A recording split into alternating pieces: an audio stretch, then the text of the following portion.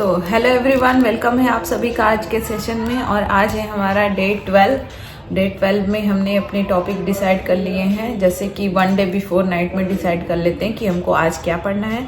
I hope कि आप सभी लोग भी ऐसे ही अपने टॉपिक्स को डिसाइड कर रहे होंगे और डेली अपने टारगेट्स को कंप्लीट कर रहे होंगे।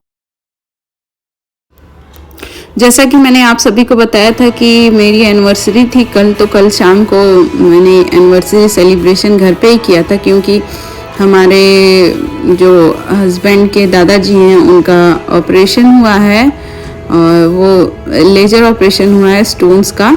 बट फिर भी मुझे अच्छा नहीं लग रहा था कि हम सेलिब्रेट करने बाहर जाएं, तो मैंने दादाजी के रूम में ही केक कटिंग कर ली थी। ज़बरदस्ती सबने केक ला दिया था इसलिए। और हम जब केक कटिंग करने जा रहे थे तो रक्षित बहुत ही एक्साइटेड था, वो बोल रहा था मैं ही केक कटिंग करूँगा, तो मैंने सब कुछ उसी को करने दिया। उसने केक कटिंग करी, फिर सबको केक खिलाने लगा। और सब लोग बाबा के ऑपरेशन की वजह से थोड़े डिस्टर्ब थे, नहीं तो सबने केक वेक खा लिया था। और उसके बाद फिर केक कटिंग करने के बाद सभी लोग ऐसे थोड़े थोड़े जोक्स कर रहे थे। और अमन भी आया था, तो सबको केक खिलाने के बाद मैंने अमन को भी खिलाया। वो एक गिफ्ट भी लेकर आया था, उसने बोला कि अभी गिफ्ट आप ओपन करो। तो मैंने देखा, तो मैं पढ़ने से पहले ब्लैक कॉफ़ी पीती हूँ, तो इसमें बहुत सारे ब्लैक कॉफ़ी की पैकेट्स लाया हुआ था। बोला इसकी आपको पढ़ने में बहुत ज़रूरत होती है। और फिर मैंने सबका आशीर्वाद लिया और उसके बाद घर पे ही खाना बनाया था।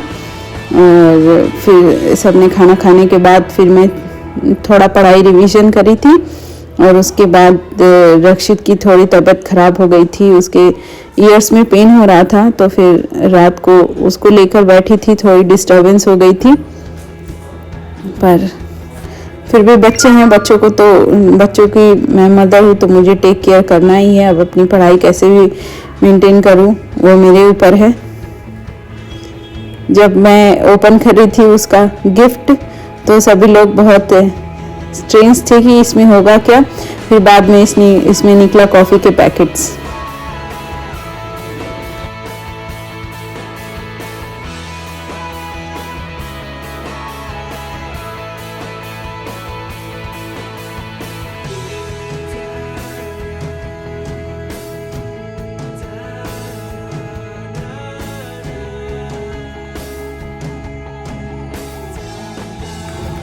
तो जैसा कि आज का थंबनेल आप सभी ने देख ही लिया होगा कि बहुत बड़ी टीजीटी पीजीटी एग्ज़ाम में एक कन्फ्यूज़न है कि एग्ज़ाम कब होगा, उसकी डेट क्या होगी, एग्ज़ाम 40 डेज़ में होगा या नहीं होगा, ये किसी को नहीं पता है। तो हम सभी क्या कर रहे हैं, हम सभी अपना बेस्ट दे रहे हैं और डे वाइज जो भी सिलेबस है दिया हुआ, जिसके सब्जेक्ट का जो भी सिलेबस हो वो अपना सिलेबस स्टेप वाइज कंप्लीट कर रहा है। और इस जर्नी में सबसे ज़्यादा हमें ज़रूरत है मोटिवेटेड रहने की और कंटिन्यू मेहनत करने की, तभी हम जाके एक अच्छे से पेपर को दे पाएंगे। और अभी तो थोड़े दिनों बाद हम मॉक टेस्ट भी देना शुरू कर देंगे। अभी पहले एक बार अपने सिलेबस को अच्छे से रिवाइज कर लें। तो जैसा कि नए शिक्षा आयोग का गठन हुआ है, तो हम कुछ भी नहीं कह सकते कि एग्ज़ाम कब करा लिया जाएगा या हमें टाइम दिया जाएगा या नहीं दिया जाएगा, इसका कोई भी भरोसा नहीं कर सकता है। तो ये अच्छी बात है कि अगर पहले एक 1 या 2 मंथ्स बिफोर हमें नोटिस मिल जाती है, तो हमें प्रिपरेशन और अच्छे से मतलब कि और ज़्यादा जान लगा के कर लेंगे। बट अभी तक तो हमारा कोई भी ठीक नहीं है, किसी को कोई खबर नहीं है कि कब एग्ज़ाम होगा या नहीं होगा या कैसे होगा। बट हमारे पास इतना बस हम कर सकते हैं, हमारे पास सिलेबस है, हम उस सिलेबस के हिसाब से टॉपिक वाइज अपनी तैयारी। यह अच्छे से पता है कि आप सभी के दिमाग में ऐसी बातें चल रही होंगी कि एग्ज़ाम कब होगा और इसका कोई भी मीन्स डेट बता दे या कुछ बता दे, पर इसका किसी के पास भी एकदम टू द पॉइंट जवाब नहीं है।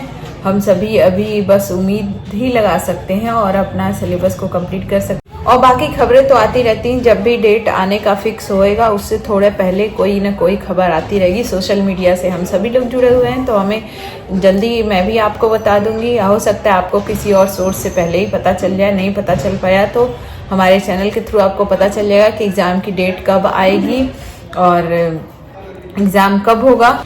एज अ एस्पिरेंट मैं ये वो करूँगी, रिक्वेस्ट करूँगी कि हमें 2 मंथ पहले कम से कम जानकारी दे दी जाए कि एग्ज़ाम इस महीने में होने वाला है, क्योंकि ऑलरेडी कंपटीशन इतना टफ है कि हमें पूरा जी जान लगा देना पड़ेगा। तो हमें थोड़ा पहले से अगर नोटिफाई कर दिया जाएगा तो हम और अच्छा अपना काम कर पाएंगे। तो मैं आप सभी को बता दूं कि जो भी एसएसटी की प्रिपरेशन कर रहे हैं, टीजीटी एसएसटी की, उन लोगों के पास ज्योग्राफी के लिए सविंद्र सिंह की बुक होनी बहुत ही ज़रूरी है। और फिजिकल ज्योग्राफी, इसमें बहुत सारे पार्ट्स दिए हुए हैं ऑलरेडी। अगर देखिए ये वाली बुक है सविंद्र सिंह की, तो इसमें मोस्टली सारे ही पार्ट्स दिए हुए हैं, तो आप सारे सिलेबस पूरा यहाँ से कवर कर सकते हैं। और जिसको ये बुक मीन्स हम सभी ने ये बुक ग्रेजुएशन में ऑलरेडी पढ़ी हुई है, तो बस इसको एक रिवीजन करना होगा और चीज़ों को अच्छे से दिमाग में बिठाना होगा। मैप प्रैक्टिस के लिए आप ऐसी कोई बुक, जैसे मेरे मैप प्रैक्टिस के लिए देखिए ये वाला रखा है, ये बुक बहुत अच्छी है, ये विनोद मिश्रा की है। और ये मैप प्रैक्टिस मैं इससे करती हूँ। मैंने क्या किया है, ये देखिए एक ये इंडिया का मैप ऐसे लेमिनेट करा के रखा हुआ है, इस पर प्रैक्टिस करके फिर उसके बाद उसको इरेज कर सकते हैं, इसे स्केच से प्रैक्टिस करके। कई सारे करा रखे देखिए, तो ऐसे आप भी कर सकते हैं। और एक इसका वर्ल्ड का भी आता है, ये जो विनोद मिश्रा वाला है, इसकी वर्ल्ड की भी बुक आती है, उसको भी परचेज कर सकते हैं। अगर आपके पास किसी दूसरे पब्लिकेशन की भी हो तो वो भी सही है। ये बुक मेरी बहुत पुरानी बुक है, ये मेरे भाई ने मुझे बुक गिफ्ट करी थी जब मैं पढ़ती थी, अनमैरिड थी तब। तो आप ये मत सोचिए कि आपके पास 40 डेज हैं, 20 डेज हैं या फिर 80 डेज हैं, इन सबको एक साइड रख के आप अपनी प्रिपरेशन को बहुत अच्छे से कंप्लीट करिए। मीन्स रोज करते जाइए, कहते हैं ना कर्म करो फल की चिंता मत करो। तो हम सबका माइंड ऐसा है कि पहले फल को ही देखता रहता है, बट फिर भी हमें अपना कर्म तो करना ही पड़ेगा, बिना किए कुछ मिलने वाला नहीं है। और करने के बाद भी उसको बहुत मतलब जी जान लगा के करना होगा। ऐसा नहीं कि बस आज एक टॉपिक कर लिया फिर कल एक टॉपिक कर लिया, इससे कुछ न होने वाला है।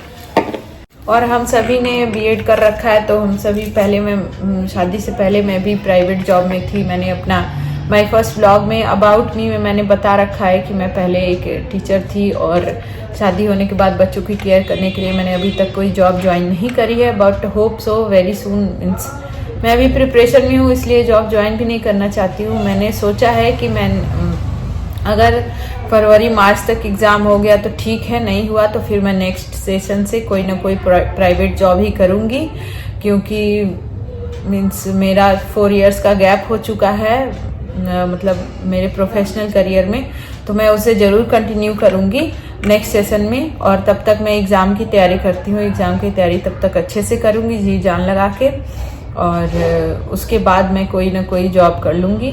तो जितने भी लोग, मुझे बहुत अच्छे से पता है कि जॉब करने के बाद हमारी लाइफ में क्या क्या चेंजेस आते हैं, हम खुद के लिए एकदम बिल्कुल नहीं पाते हैं, तो पढ़ाई तो दूर की बात है, फिर हमारा सब कुछ एज अ टीचर सब पूरा फोकस हमारे बच्चों पे हो जाता है, क्योंकि हमारे ऊपर बच्चों की, अगर आप एक क्लास के क्लास टीचर हैं तो आपके ऊपर बहुत सारे बच्चों की जिम्मेदारी रहती है। आपको एज अ पेरेंट उनको गाइड करना पड़ता है, उनके प्लस माइनस सब चीज़ें, उनकी वीकनेस और कहाँ पे उनको मतलब किधर उनको शार्प करना है, सब चीज़ देखना पड़ता है। That is very critical job. तो मैं इन सब चीज़ों को बहुत अच्छे से जानती हूँ, इसलिए मैंने ये बीच में गैप रखा है ताकि मैं अगर मीन्स अपना स्टडी थोड़ा अच्छे से कर पाऊँ, क्योंकि जॉब लेने के बाद तो स्टडी करने का कोई उतना स्कोप नहीं रहता है। बहुत सारे लोग, बहुत सारी हाउसवाइफ्स जॉब भी करती हैं, पढ़ती भी हैं और इस एग्ज़ाम की तैयारी भी कर रही हैं। मैंने बहुत सारे यूट्यूबर्स को देखा है जो कि ऑलरेडी प्राइवेट जॉब में भी हैं, घर का भी काम करती हैं और इस प्रिपरेशन में। तो आप सोच ही सकते हैं उनकी लाइफ कितनी हेक्टिक होगी। मेरे लिए तो, मैं एक जॉइंट फैमिली में रहती हूँ, मेरे 2 बच्चे भी हैं और मुझे तैयारी करना मतलब बहुत ही ज़्यादा बर्डन है। पर सबके पास 24 आवर्स ही होते हैं, किसी के पास ऐसा नहीं है कि जो टॉपर हैं या जो एग्ज़ाम को निकाले उनके पास 48 आवर्स हैं, उनके पास थोड़ा दिन बढ़ा हुआ, ऐसा कुछ नहीं है। सभी ने 24 आवर्स में ही मेहनत करके सक्सेस को प्राप्त किया है, तो इसलिए मैं भी वही करूँगी और सक्सेस तो ज़रूर ही मिलेगा। मैंने भी कई सारे एग्ज़ाम दिए हैं, बट कुछ मार्क्स से मेरा एग्ज़ाम अभी मैंने भी BPSC TRE 3 दिया था, उसमें कुछ मार्क्स से मेरा नहीं हुआ, बट मैं ट्राई करूँगी कि TGT वाला मेरा ज़रूर निकले, और इसीलिए मैं अभी कोई जॉब भी नहीं ज्वाइन करी हूँ। जैसा कि मैं रोज़ प्रे करती हूँ कि हमारे जितने भी हाउस वाइफ स्ट्रगलिंग एस्पिरेंट्स हैं वो लोग ज़रूर इस एग्ज़ाम में सक्सेसफुल हो। तो चलिए मिलते हैं कल के ब्लॉग में, तब तक के लिए बाय बाय, टेक केयर।